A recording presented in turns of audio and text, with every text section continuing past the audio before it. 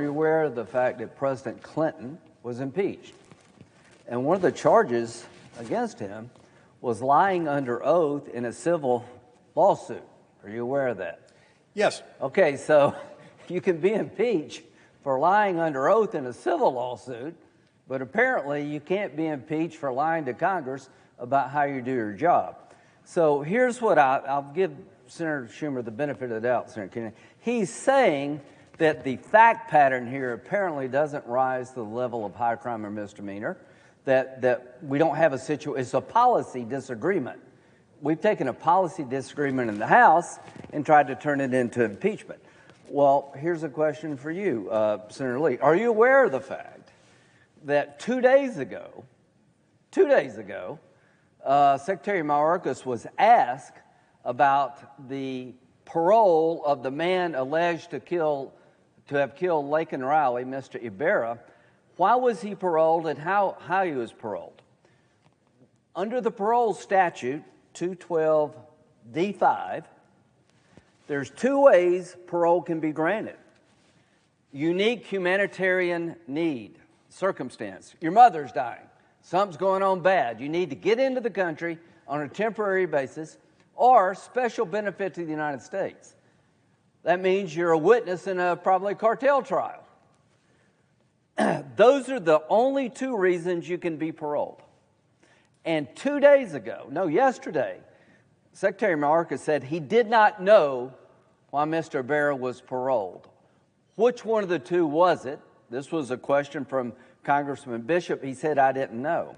At the same time he said, I didn't know, I had the file, and it says, subject was paroled due to detention capacity at the Central Processing Center in El Paso, Texas.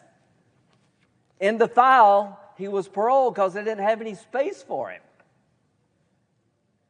Senator Schumer, this is illegal. The Secretary of Homeland Security cannot just add a condition to a statute. The statute doesn't allow you to give parole because you're full. And the reason this man was given parole is not because of the statutory requirements, because we'd run out of space, because we got more illegal immigrants than we can handle, and the rest is history. He gets paroled, he goes to New York, he gets convicted of a crime, he goes to Georgia, and he's accused of murdering this lady. Seems to me that would be something we should argue over as to whether or not you should lose your job. Because you got a statutory requirement limiting your authority to parole people, and in your own file, Exhibit A, you paroled him because the place was full. This happened 2 days ago. So this gives kangaroo courts a bad name. This is a friggin' joke. We have a nation under siege. 1.9 million people have been paroled. Are you telling me they do an individual analysis on all the people? In November 2023, I asked him, Secretary Mayorkas, do you do a case-by-case analysis? Senator, we comply with the law. So you're telling me of all the 240,000, the ones in front of us, you determine they meet the criteria of urgent humanitarian need or significant public benefit? And he said yes. This was in November, under oath to me, when I questioned, I don't believe you. I don't believe you're doing an individual analysis on this stuff. You're doing blanket parole and you're paper whipping this stuff. It turns out he gave false testimony to the Congress. Whether he lied or he's just doesn't know what he's doing, I don't know. You should be impeached either way. If you don't know what you're doing, you should be kicked out because you don't know what you're doing. But the man that we're talking about is the one charged with murdering this young lady who was going on a jog. If that's not important to the American people to find out how that happened, and should somebody be held responsible, what the hell is? You can talk about why we impeached Trump and Clinton. Was it worthwhile? Did it matter?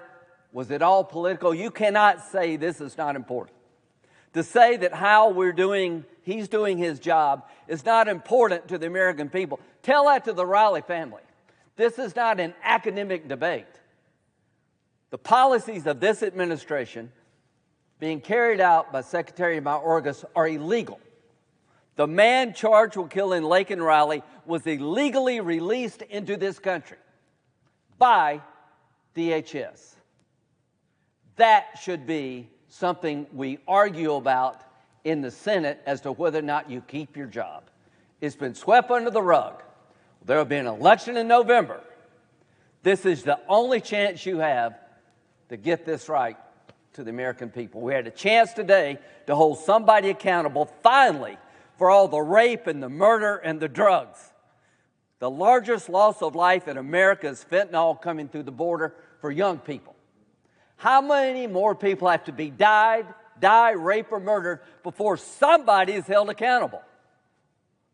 We had a chance here, and our Democratic friends swept it under the rug because they're more concerned about the November election than protecting the American people. And this is a sad day for the Senate.